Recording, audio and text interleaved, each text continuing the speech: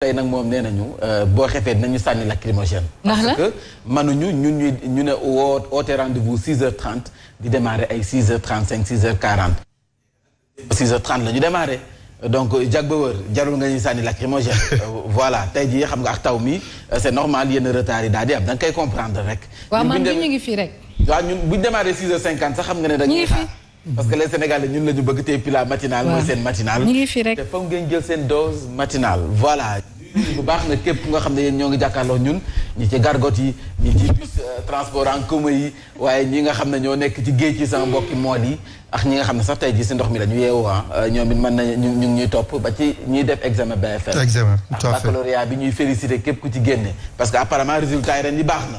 ate ñu koy door ak yéen kaay groupe des médias tribune dafa ñëw ci taw démb bi nga xam ne guléet nag mu wàcc démb ndox mu ni toll ci nawetuk ren ji moo tax nag dégâts yi tàmbalee bari nee nañ boo doxantoo sa Thiès da ngay Dakar da ngay xuus si ndox mi Thiès benn dëkk ñaari gaar da ngay xuus si ndox mi sa Kër Massar également da ngay xuus si ndox mi am na si ñoo xam ne sa bu ñuy génnee ñi def canoë kayak loolu ñuy wax noonu compétition boobu am ñoo xam ne genre yooyu la ñu yoroon pour bëgg a génn bu ñuy génn alors ndox mi bari woon na lool fii nga xam ne moo di diwaanu Ndakaaru banlieue bi Thiès Kër Massar yéenekaay bi dikk na ci waaye ñu samp aw laaj jëm ci liggéey yi nga xam ne dañu ko sumb ba noppi te parewul fii ci diwaanu Dakar BRT bi gas ci Kambey yu nga xam ne ni bari na lool loolee nag ñu ne yokk na ci xar mi karaw si li nga xam ne moom mooy taw bi wax na gàllankoor yi nga xam ne askan wi doon nañu ko jànkoonteel démb askan wi nag ñenn ñi xala nañu mere état wala ñi nga xam ne ñooy autorités yi nga la woon liggéey bi ndax nag liñ doon wax kon jël nañu seen i matukaay liggéey bi ñu ngi koy amal dinañ ko amal te taw mi nag du andi benn gàllankoor ndax nag taw mi bu ñëwee am na ay solutions yu ñu teg waaye nag dafa mel ni solutions yooyu des na yëngal yéenekaay bi dikk na ci 766 milliards xam nga plan décennal la ñu waxoon. alors plan décennal bi lu mu dee ma ne sañ wax ne 766 milliards dugal nañ ko ci. ani 766 milliards yooyu ban résultat la joxe ndax nag démb boo duggee ci Kër Massar si banlieue bi di nga laaj koppar bi fu mu dugg. dina mel ni rek nga jël bekk suukar sànni ko biir géej dafay seey rek waaye du masa saf suukar. alors xaalis bi tëmbal nañ ko ci ndox mi ana résultat bi mu andi terewul bi mu tawee ba léegi ndox maa nga taga tembe alors yéenekaay bi dikk na ci benn pàcc ci autoroute bi nga xam ne mooy fi tollox Patte d'Oie dafa pëtëx gis nañu ko ngandam kàmb la def en tout cas. yéenekaay bi ñëw na ci ba tey nag Bougane Gueye Dany xam ngeen ne démb moom ci campagne am bi nga xam ne dafay bañ troisième candidature wala troisième mandat bu président Macky Sall moom Bougane Gueye Dany démb ci taw mi ba mu tawee ba noppi ñu bëri ñu ngi naan xanaa na Bougane tey Bougane moom au moins tey dina noppaleku ndax ndox mi mais déedéet foofu la gën a mën a xuusee dem sa Kër Massar dugg ci cité yi nga xam ne ndox mi mu ngi fa tagatéem ba léegi Bougane fa la xuus démb foofu nag la mu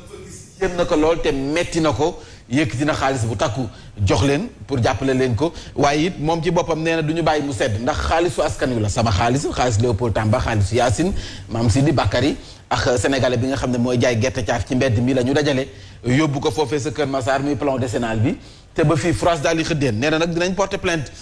mbir yi ñi nga xam ne ñoom la ñu dénkoon liggéey bi ndax nag neexul ba neex waaye mbir yi trahison lay niru trahison la ndax dañu jël seen yaakaar sunu yaakaar jox leen ko mu jëwul fenn ba léegi ndox maa nga sa banlieue xam nga lu tax ma ne dëgg la parce que tout simplement 766 milliards boo ko investir yi te jurul jeexital la plupart du temps il faut nga wax ak askan bi nga gindi leen ci naka la demee déjà li ñuy wax ne que ne peut-être que intempéries yi mooy am il faut que ñoom jël nañu matuwaay mais intempéries bu amee day am aux États-Unis même point dañuy dagg donc ça veut dire ne que li ñuy wax noonu ñoom bir na leen ni mbirum yàlla rek la intempérie parce que yàlla mooy wàccee tawam donc noonu la demee mais suñu waxoon dëgg rek mooy du ñu nekk ne déedéet jël nañu ay matuwaay yooyu mënta jël parce que taw moom kenn mënu koo dëkku waaw wax dëgg ak yàlla ji ubbee ak kenn mënu koo gàttandu mu mel ni it coow am na si diggante benn taximan ak li mooy benn cag-cag ba faatu am sa loolee démb si alxames yi taximan bi dafa mujjee faatu ci xeex bi doxoon seen diggante retraité yu Dakar dem dikk nee nañu nag nañu leen fay seen xaalis démb xam nga ne ñi doon liggéey ci dem si yàlla ama Sénégal SIAS ak madani si ñu ngi ko doon dégg suñuy xibaar ñoom ñooy laaj lu toll ci 13 milliards xaalis bi nga xam ne nee nañ nguur moo leen ko yore loon te président Macky Sall bu muy wut deuxième mandat moo fi doon wax ne boo leen ma falee 2019 boo leen ma falee bu ñu ma falaatee loolu dinaa ko éponger mais ba léegi koppar baa ngi tege xaalis bi ñu ngi ñoom ci boppam ñu ngi laaj li nga xam ne mooy seen xaalis tey nag 48 millions le retraité yu Dakar dem dikk di laaj ndax nee nañu seen xaalis la màjjaalu ñu yalwaanuñu ñoo ko moomal seen bopp ñoo ko ñàkk nañ leen ko jox 48 millions jëm nag ci mort par balle bu Idrissa Goudiaby mu mel ni kon résultat yu autopsie bi nga xam ne def nañu ko ci néewub Idrissa Goudiaby ci manifestation Yewwi Askan Wi jàppale ne kon ñoom nag Ousmane Sonko démb ci page Facebook am wax na ne kon résultat yi ñu am ñoom mooy di Idrissa Goudiaby mi bal la ñu ko sox mu faatu en tout cas ñoom loolu la ñu génne ci seen li nga xam ne moo di seen autopsie ñu jàll ba tey ci Bougane Gueye Dany xam ngeen ne moo ngi woon ci banlieue bi doon sa xuus grand place daal dina si ñëw Bougane porte plainte à l'international contre Macky kon nag moom xeex bi daf koy jëlal utal visa jëlal ko roplaan mu jéggi frontières yi ba mu demee ci Kër Massar gis na ne kon faw nga xuus boo bëggee yegg ci askan wi donte nag am na benn programme d'urgence bu ñu fi tegoon def ci ay milliards yu sakkan waaye terewul da ngay xuus rek Bougane Gueye xuus na dem fekk ji sinistre yi maanaam ñi loru ci mbënd mi léegi nag nee nañ ambassadeur des inondations ñoom ci bopp moom mën nañ ko déclarer ambassadeur des inondations moom it mënees nañu wax ne moom mooy député du peuple fu mu nekk nii donte nekkagul assemblée nationale ndax bi taw mi wàccee dagg na ay yitteem donte mi ngoon si campagne. le député des engloutis. député des engloutis. mooy ñi nekk ci suuf ñi nekk ci ndox mi. voilà moom ci boppam dem na fa l'ambassadeur des inondations en campagne sous les eaux kon nag démb dem na fa te yàgg na ko def parce que depuis seen action. ñu ngi koy fàtte boobu ñoo ngi woon Médina. depuis seen action je pense que seen action si loolu la démarré sax boobu maa ngi woon bureau bu Tëngéej bureau bi mu jégi lu nekk lañ fa andi nit ñi jàppal ma jàpp gi et puis ñu génne xaalis bu bari moto pompe yi bari dugal ko ci ndox mi alors kon dugguleet buñ gisee Bougane Gueye Dany démb xuusaat si ndox mi démb dem sa Kër Massar donte si campagne la nekk ñaawlu décor ba nga xam ne moom la ñu fa gis président Bougane Gueye Dany njiital gëm sa bopp nee na xeex bi nag du yem Sénégal il faut ñu xeex bi ñu yóbbu ñu internationaliser ko parce que mënul nekk rek xeexu Sénégal parce que yàgg nañu xeex Sénégal fii mbënn bi te amul solution donc nag xeex bi dañu koy yóbbu biti réew mais moom it il faut mu xeex ak biiram bi naka toj moom it saa su mbënd amee ñu yëkkati lu tolloog ay milliards et milliards def ko ci benn gox te gox ba tey amul benn changement c'est-à-dire Léopold Tamba parfois tamit il faut qu'on se dise la vérité tu te poses la question de savoir ana véritablement xaalis bi fan lañ koy def am na ñoo xam ne certainement boo moytu ci mbënd bi la ñuy profité pour jël seen loxo di def nii di xaar ndax xam nañ ni que ni bu mbënd gi ñëwee moom xaalis dana dugg de leur côté te duñ ko def ca la fañ ko war a def parce que en réalité dëkk bu ndóol mel ni Sénégal boo génnee ay milliards nga investir ko te amul benn jeexital ça pose problème parce que tamit argent bi xaalisu réew mi lu ñu koy utiliser su dee par exemple sur des ay infrastructures yoo xam ne yu taxaw mais am na ay infrastructures yoo xam ne dañ koy utiliser mais la plupart du temps quelques années après nga gis infrastructure bi amul benn dayoo amul benn solo donc ça veut dire que il faut que ñuy xoolaat li nga xam ne moom la ñuy entamer yenn travaux yi ñuy def tamit il faut que ñu mun cee am gis-gis bu leer balaa ñu koy entamer parce que li ngay gis ni à Kër Massar xaalis bu bari lañ fa dugal mais gis nga ne que amul benn évolution c'est presque comme si rien n'a changé c'est vrai am na yenn partie yoo xam ne jag na waaw am na partie yoo xam ne jag na mais am na partie yoo xam ne jagut mais tamit xaalisu réew mi moom boo koy utiliser il faut ngay rendre compte peuple bi parce que c'est leur argent du sa xaalisu bopp. parce que am na liggéey yoo xam ne boo koy def di xaar résultat immédiat nii jàpp ne la ngay def du baax maanaam ngay liggéey. pour tey mu solution am tey saupoudrage ngay def maanaam liggéeyu façade rek ngay def alors que góom baa ngi ci biir ba léegi bu fekkee nag da ngay liggéey dëgg pour bëgg dëgg am ci ay résultats pour ay années ci ginnaaw. maanaam ay at yu nga xam ne su génération yi di ñëw da ngay liggéey pour say sët da ngay liggéey pour say doom donc da lay jaral nga jël sa temps étudier ko lépp lu mu laaj nga def ko ngir nag ëllëg bu liggéey bi pare ñëpp xam ne lii moo doon tax li njariñ bii moo taxoon nga soobu ci liggéey bi te lii moo taxoon mu yéex mais malheureusement fi dañuy jël liggéey da taf ko yëngal. def ko on peut pas tout le temps parler de dame nature ndax dégâts collatéraux yi chaque année mu am bu fekkoon ni xaalis ba def nañ ko fañ ko war a defee kon defee naa ni dame nature daam naam nag dana ñëw wante du def dégâts yu énorme dame nature chaque année mu def ay caprice et tout dépend tamit ci entreprise yi ñuy solliciter. parce que am na entreprise yoo xam ne da nga leen di solliciter mais ils ne font pas le boulot. liggéey bi ñu leen sasoon duñ ko def. waaw suñ leen ko sasee dañuy ñëw gëmloo ne nii ñi nekk mën nañ koo def mais alors que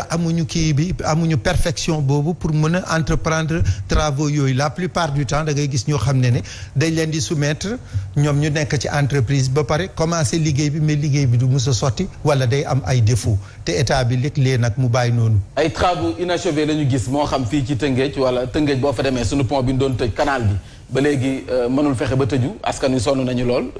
boo demee fii ci Dakar Ndiaye BRT bi délai bi ñu joxoon est-ce que weesuñu côté ba léegi chantier baa ngi fi.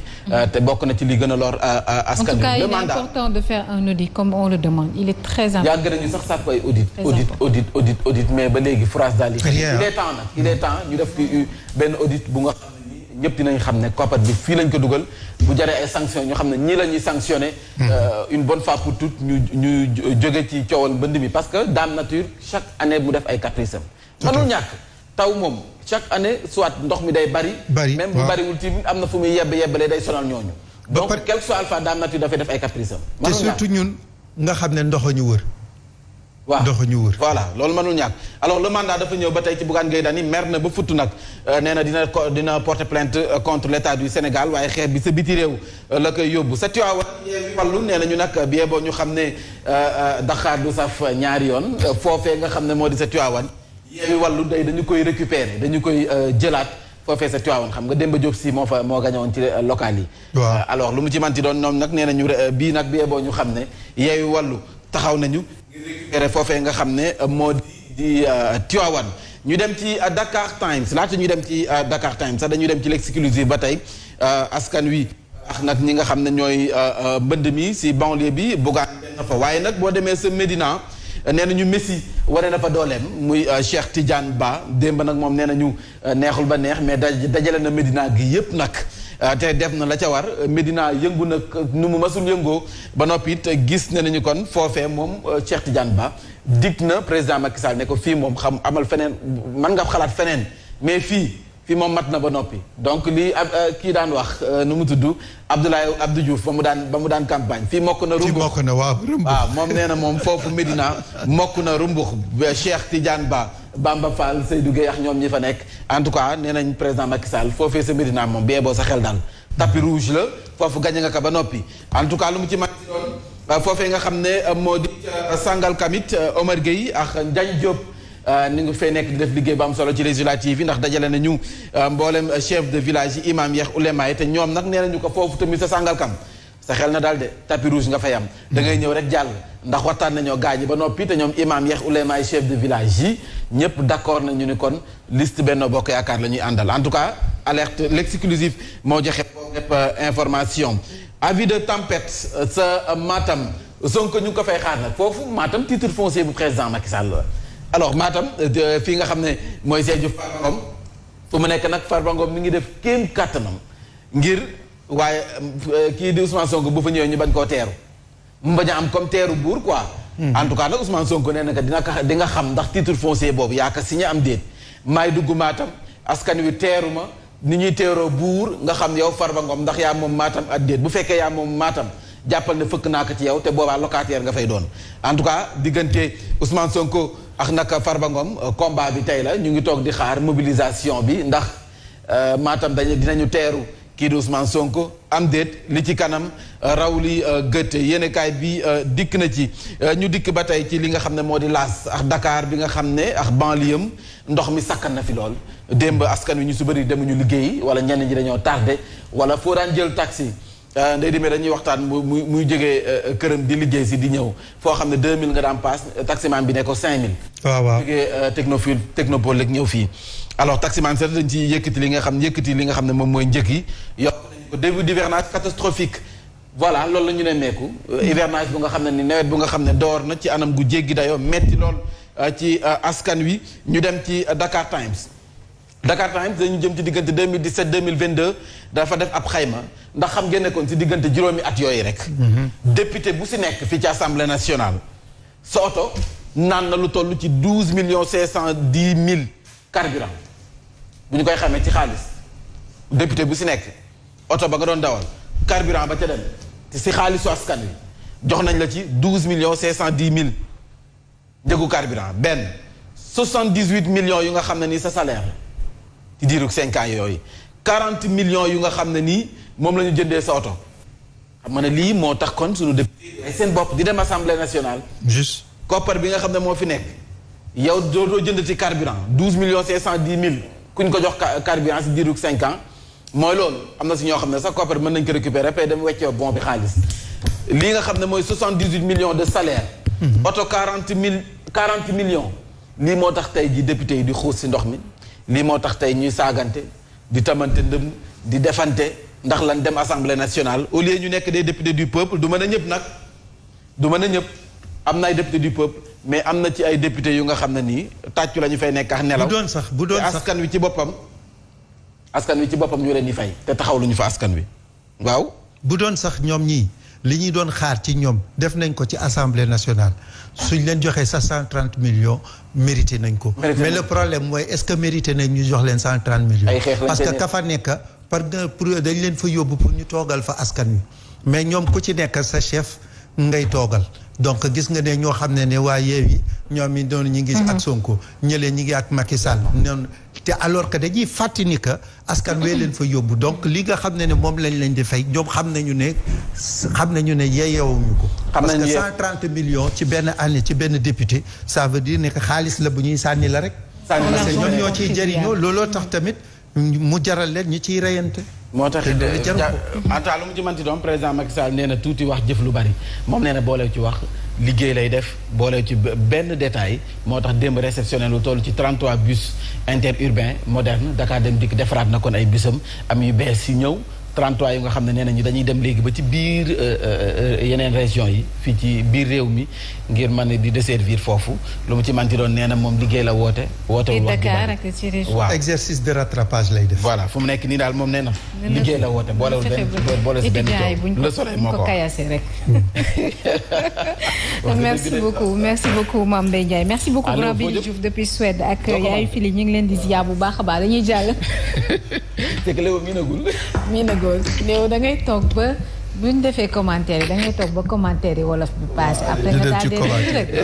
aywa ñu jàll ci xibaar yi léegi. ayca ñu jàll ci li gën a fës si bi la jotaay yu xibaar moo di taw yu métti yi nga xam ne nemmeeku nañu ko ni ki démb fii ci diwaan Ndakaaru njiital gëm sa bopp ci campagne bi nga xam ne moom la sumb jëm ci bañ 3e mandat pour président Macky Sall demoon na foofee sa Kër Massar foofee la mu fa gis métti na ko lool ndox mu sakkan wa tax na mu yëkkati kàddoom di xam ne kon nag bien boo ñu xam ne dana porter plainte nguuru ko Sénégal yóbbu mbir yi fa ma xam ne noo ne benn sa biti réew daañ waxtaan it li nga xam ne moo di mbiru fukki bébé ak benn yi nga xam ne ñoo faatu